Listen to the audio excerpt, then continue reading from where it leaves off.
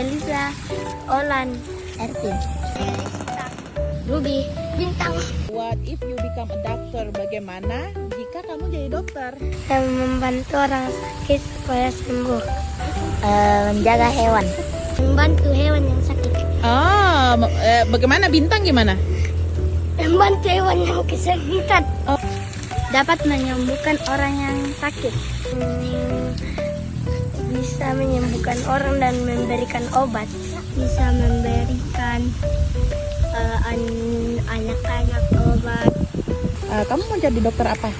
Orang mulai dokter pemeriksaan tubuh, dokter gigi, dokter anak. Oh, mau jadi dokter hewan? Kenapa?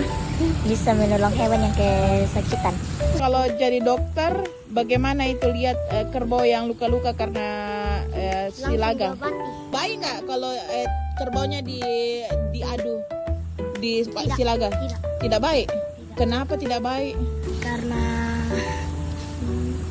luka-luka kerbaunya. Oh iya, oke. Terima kasih Bintang Ruby, bye-bye.